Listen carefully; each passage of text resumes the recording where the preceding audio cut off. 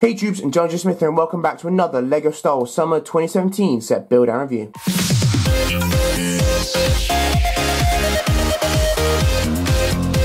This time I am back with the long anticipated Republic fighter tank, set number 75182, ages 8 to 14, comes with 305 pieces and will be retailing for £20 or $25.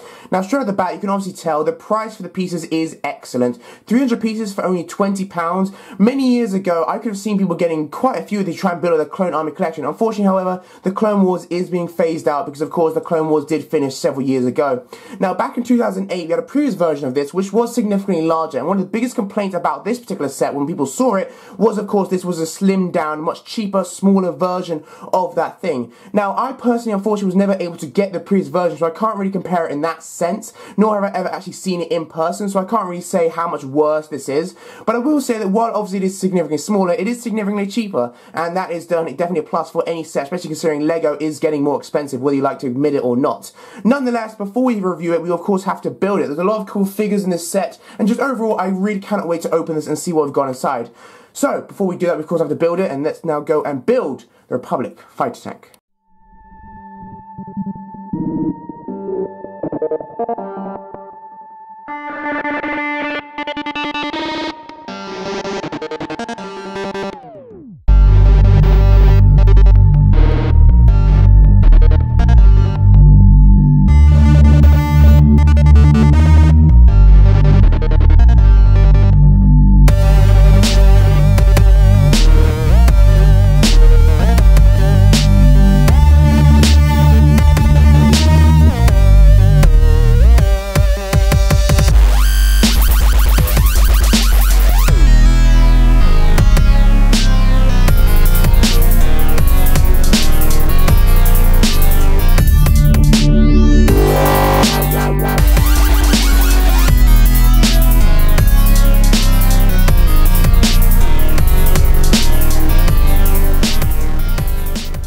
The build was actually quite enjoyable. In fact, I would recommend getting this for a small child because it really does suit their kind of build style in the way it was somewhat simplistic, whereas many sets these days tend to have a fair amount of detail and tend to be fairly compact. This is a lot more simple and would certainly suit a kind of present or a gift for a small child if you're thinking of what to get them. That being said, however, once you've got it in hand, the issue with size becomes a lot more apparent. This thing is tiny. For the sort of thing, even though I don't have the previous version of it, I can still easily tell this is so much smaller. Comparing just a quick comparison with my hand, it just completely dwarfs it. I will do more comparisons later on in the review, but just saying it right now, when you've got it in hand, you can see how small this is. This barely classes a tank. Really, I class this more as a heavy speeder type thing rather than a full-on tank. Nonetheless, with that being said, let's now move on to Aayla Secura. Our first minifigure is Aayla Secura. This is the second variant of Aayla Secura we've had in the last few years. The first one, of course, came in the 2010 Clone Turbo Tank, which of course was based off the Clone Wars and therefore was based off a cartoon, which is why you can see some significant difference between these two minifigures, mainly in the way their eyes and their torsos are printed. In some ways, you could almost say that the new version is not actually as detailed in the torso as the old variant, although I suppose because it was based off a cartoon, these minifigures were meant to look a lot more cartoonish. Nonetheless, I will say that I think most people agree this is the better version of Aayla Secura. Taking over her lightsaber, of course, she gets the standard blue lights, so nothing to see there. You do get some leg printing on this version, which is very nice. Not too noticeable, but the old version did not come with any leg printing, so it's still more nice to see, as well as a bit of belt printing there. Still not very noticeable, but you know, there you go. The torso printing, as I said, is somewhat basic, and more basic than I would say the Clone Wars version was, but it is meant to be more accurate, so not really sort of all these vibrant colours that the Clone Wars variants had. As well as the arm, of course, she's got the single sort of brownish arm there, which goes with her sort of top there, and on the other side it's just a regular flesh arm. Moving on to the back, you can see her back printing is also fairly basic. Taking off her headpiece, or whatever you would call these sort of things, you can see she does come with a double-sided face, which is quite nice. This is the more angry, sort of serious face, as well as you can see the back printing a little better there, which is also fairly basic and does match quite well with the printing on the front of the torso. Overall, a nice minifigure, nothing too special. Of course, this is a new variant, and as I said, I would say this is the better of the two variants, although that is expected considering this is the 7 years updated version of it. I did wish we'd get more Aayla Securas in other sets, more Kashyyyk kind of sets. I mean, of course, we didn't really see her in Kashyyyk, but still, I do wish she kind of appeared in more more Clone Wars sets, but this is a cheap way to get them in for if you did not get her in the Clone Turbo Tank from 2010, which was quite expensive and certainly goes for quite a lot now. If you did not get that, which is understandable, this is a good way to get her, which is a good way to add her to your Jedi collection. A very nice minifigure then, definitely worth picking up, even if you already have the previous version, because this is certainly the best 80s Scurry we've had to date. And with that being said, let's now move on to, in my opinion, actually the best minifigure of the set, the Clone Trooper Gunner. Our next minifigure is the Clone Trooper Gunner, and I would actually say that this minifigure is one of the most anticipated of this entire line, which is saying quite a bit because we have got some really good minifigures coming on the way. Now, we have, of course, seen Clone Trooper Gunners in the past, but they've all been Phase 1, and they've all been based off the Clone Wars, just like Aiden Secura, whereas this one is, of course, based off the actual films and is a Phase 2 variant of him.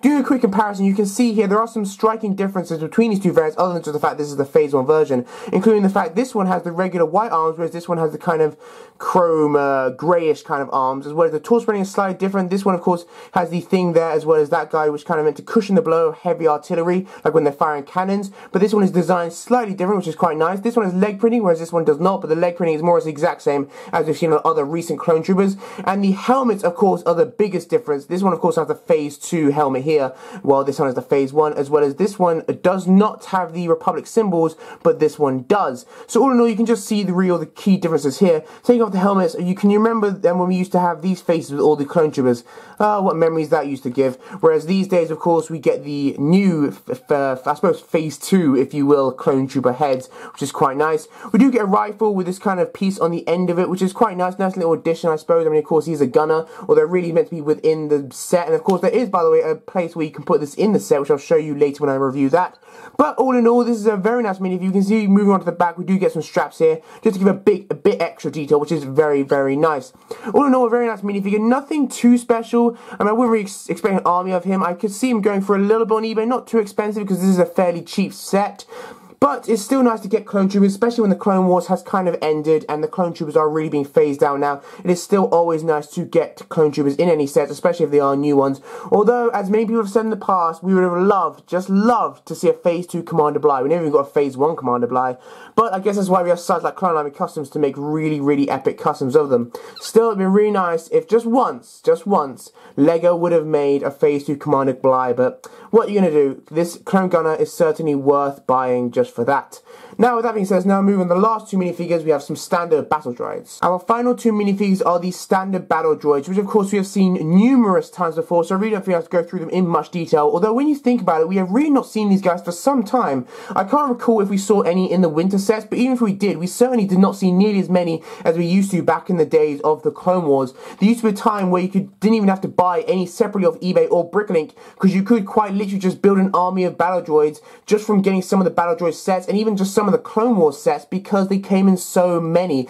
And I kind of miss those days, although of course these guys are incredibly standard, really one of the most common minifigures ever to come out of LEGO Star Wars. I think Battle Droids and R2-D2 are the most common minifigures. I'm not entirely sure which one has come in more sets, but they are certainly up there. Still, it is always nice to add to your Battle Droid collection, even if it's kind of been phased out now. Always nice to good thing. And yeah, really, that's it to our standard Battle Droids.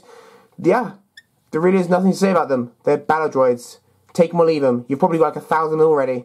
Now let us move on to the main attraction of this set, which of course is the set itself, the Republic Fighter Tank. Before I even start with this set, I feel I need to address the elephant in the room, or should I say the mouse in the room, because yes, of course, I'm talking about the size of this. It is a very, very small vehicle, and I don't just mean compared to other tanks, I mean compared to more or less any other ground vehicle. I legitimately think, while I do not have it with me, I actually do think that Luke's Landspeeder is larger than this vehicle in some ways, mainly lengthwise, because this thing is tiny. Doing a quick comparison between this and the hover tank, you can see the hover tank from last year is significantly larger, just to the point where it makes it just look pathetic in comparison. And considering that the hover tank is one of the smallest tanks in the Imperial Army, that is quite pathetic.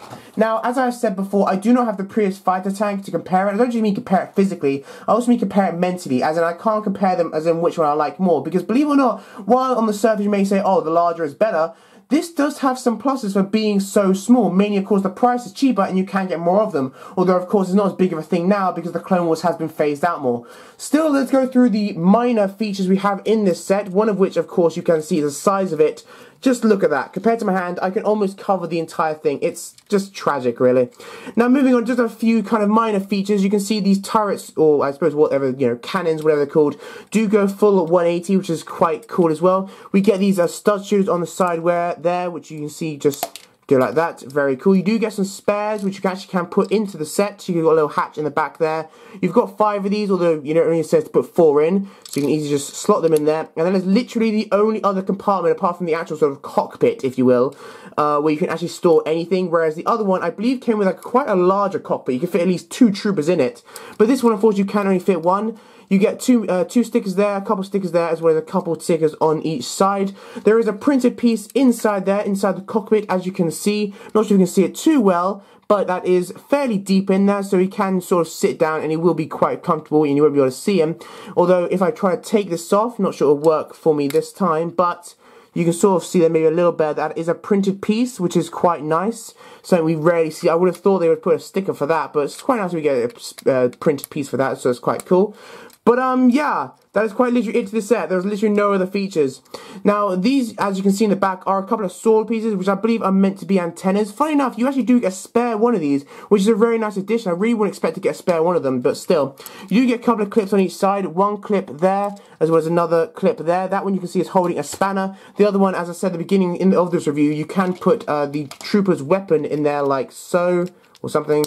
There you go, and just sits in there, which is quite nice. I like the fact that you do get some holsters for the weapons, because that's a bit of a pet peeve with me, when you get like a minifigure which is meant to fit into a set, but you don't have any sort of room for their weapons, which is a bit of annoying for me, but still. I think a good visual representation of the size of the set is when you look at the wheels. Of course, many vehicles that are meant to hover do have wheels on the bottom to give the impression of that. The hover tank is another good example of it. Look at the wheels on this, look how big they are, and compare it to the size of the wheels on that. That is just a great visual representation of how small this thing is. The wheels, compared to other sort of hover tank wheels, are just so small. It is just unreal.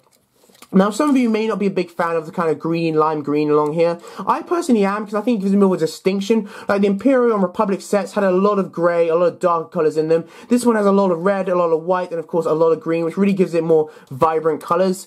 And yeah, that is quite literally it to the set. Nice little set. It is, of course, very light, very cheap, and really just the sort of thing you would really pick up for a young child. Now, the real question to me is, would this be as hated if we did not get the previous version? In my opinion, no, it wouldn't be, because the previous version was kind of beloved by many people, as well as the fact the previous version was kind of exclusive to a few stores, so it is really, really expensive now. But I still think this wouldn't be incredibly good. I still think there would be some people complaining, saying this is not as large as it's meant to be. Because I believe there is meant to be a fairly large cannon on the top there. Now, I'm not entirely sure that's entirely accurate, like it's not entirely canon, but all I know is from Battlefront 2, as in like the original Battlefront 2, we did get to ride around in these tanks, and they did have those massive cannons there, which was quite cool. But yeah, so compared to like an ATTE, this would have no chance, just absolutely just dominated by any sort of major tank, like an ATTE or a clone turbo tank. This stands no chance whatsoever and can barely be in the same category. But on its own, maybe for a little mock, of kind of mini mock, I think this actually would work quite well. Getting a few of these, of course, as I said, they are cheap. Yeah, really overall a nice little cheap set. Something definitely worth picking up if you've got like a small child or something you want to buy a gift for, because it definitely is a good build and something that really, you know, is enjoyable to play with. I can see there, nothing too much about it, but yeah, all in all, similar to the quad jumper from like that I just last reviewed, it's alright. My entire opinion of this is it's alright. It's not great, but yeah, and for a Clone Wars set, to be honest with you, alright is a bit disappointing, because I'd really love the Clone Wars sets to be all amazing, but it's alright. There you go. This set comes with 2 instruction manuals, which is certainly something we have not seen in any other set for a set of this size. I don't really know why it comes with 2 instruction manuals. There's no real reason to it. It comes with 2 bags. Of course, each bag is for each instruction manual. I guess maybe it's to help with if you want to build it separately or something, although you can't really build it like with another person. You have to build it on top of what you just built, so I don't really know why it comes with 2 instruction manuals. Nonetheless, look in the back of the second one, we can see the standard sort of wind thing there, as well as 2 pages of inventory. They really did not need 2 pages of inventory, but I guess, you know, with the different pieces, they kind of did. We get an advertisement for the LEGO app, as well as an advertisement for the Force Awakens game, which is a very good game, actually. You should really buy it. We get the minifigures, of course, that we're getting with this line. A lot of them, hopefully, I will be picking up. Again, I really want to pick up that guy, but the tracker one is so bad, to be honest with you.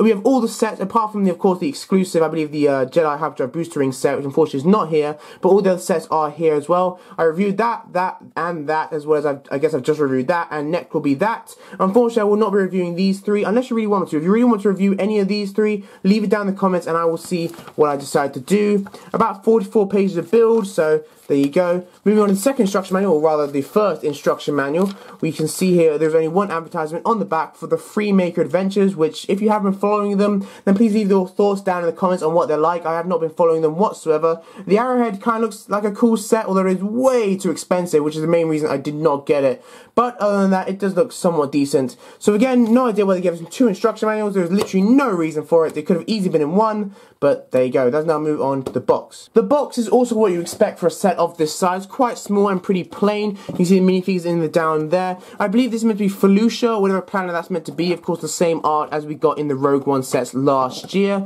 as well as the minifigures up top there. It is slightly thicker, this box, actually, than the average kind of £20 box, but you know, still something there. Not a lot of features to go over. The stud shooters, as well as the fact it does move, I guess, on the ground or whatever, and you got a little storage compartment there, and all that good stuff as well. Pretty plain box, but that's quite nice. And now with that being said, let's go and review, or conclude my review rather, of the Republic Fighter Tank. Thank you for watching my review of the Republic Fighter Tank 75182. If you did like it, please do give it a like down below.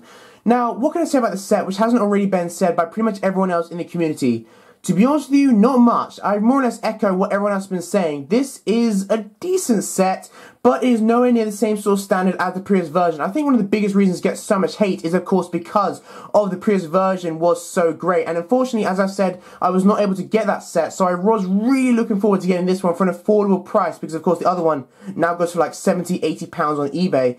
And on one hand, I did get my wish granted, because, of course, this is much more affordable, but, of course, that also comes at a much higher cost. And, well, I will say the other version is certainly the better version. All in all, this is definitely not a bad buy. I can certainly see the appeal of this, and I can see why LEGO made it. I don't really feel this is really meant to appeal to the army builders as much as it used to before. I feel it's now really meant to appeal to the younger audience, those who really love the Clone Wars, and those who really want to sort of build up that army still. Other than that, however, I think for the older kind of collectors, we really have to stick with the more older Rogue One, Force Awakens, those kind of UCS sets, because I think the Clone Wars, especially for the larger things, is being phased out. Although that being said, of course, we are still getting the Hyperdrive Booster Ring, which is like £130, but that's another story for another time. Anyway, the Republic Fighter Tank is a good set, worth picking up, especially if you have like a small child or something, because I can certainly see the appeal for them, but all in all, it is somewhat disappointing, and I'm afraid that is just the reality of it. Would it be as disappointing if we didn't have the previous version? Definitely. It certainly would not be nearly as hated, but we did get the previous version, and this one, it's good, but not great. Thank you guys for watching my review of this set. I hope you did enjoy it. My next review will be on Darth Vader's transformation. My camera is literally about to die, and I'll see you next time in my next review. Bye, troops.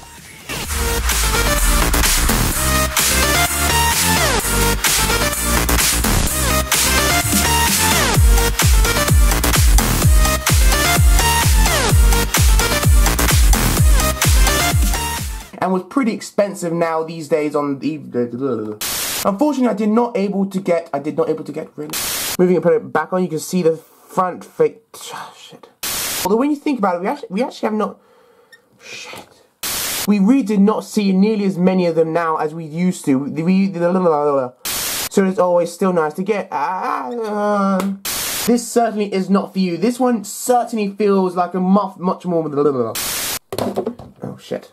I hope you did enjoy my review of this set. If you did, what's it?